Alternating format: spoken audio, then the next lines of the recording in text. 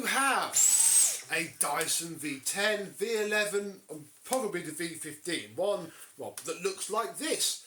Do you find that when you empty it, the bin just falls off, doesn't stop when it's supposed to? Well, what's happened, and you probably haven't even noticed this, is that that little tiny piece of plastic there has snapped, and that is why your bin falls off. Today our goal is quite simple. In here is a new bin slide, and as you can see there is the piece that has snapped. We, with the use of just a thin Phillips and, get the size of this, a T8 Torx, we're going to change that and fix this Dyson. Let's have a look.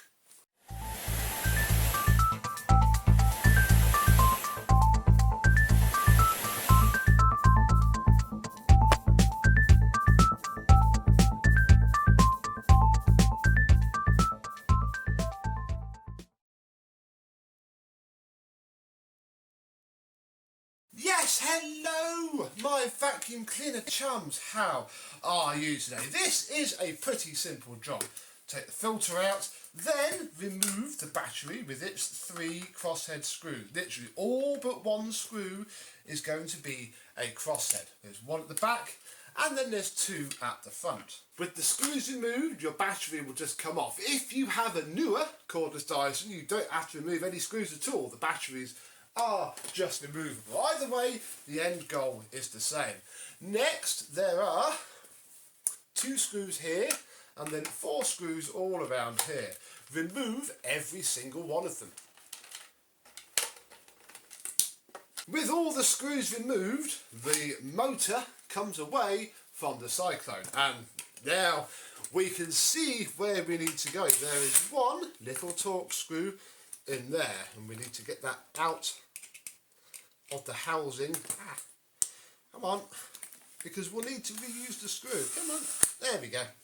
And yeah, now we have our old and our new. This cost £8.54 from eBay, and it's genuine Dyson, so it's obviously a horrendously common issue. And yeah, we don't need that part anymore. We just need this, and it's not difficult. You literally hold that onto there, put your screw back in, or stick it on my bit. Try not to drop it.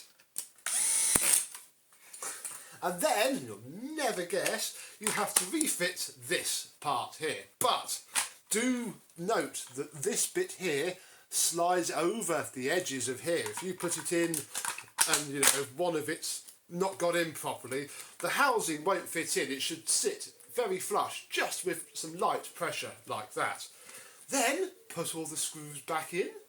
Once you're all back together again, fit your battery. I mean, it's fairly obvious, but we'll be complete about it. You pop the battery back on, and then we can test if it works, really. Slide your bin back on, and then in theory, yeah, it should stop there. I can see why this happens. I've refurbished this machine. This was the last bit that the customer wanted, and when it all gets gunky and this lever gets stiff, you put so much pressure on it, smash! It comes off. Obviously the real way to do it is to push this red tab, which then releases it, but by the time it happens, not much you can do about it really, bar spend £8 and change it. Put the filter back on and you're done. Your bin will now not fall off your Dyson again. So that is literally it for this week's short little video. I hope this has helped you. Comment down below if it has, and what other problems your cordless Dysons have faced, because I think we've probably got a video on my channel of every one of the common ones anyway. Motor failure, clogged up, filter making itself dirty, and this, and the broken trigger. Obviously if the battery goes, there's definitely not a lot you can do about that, bar hope and pray. But there we go, another one done. So thank you very much for watching. I hope you've enjoyed, and another Dyson that's been broken by a tiny little piece of cheap plastic. We'll see you soon. Bye bye.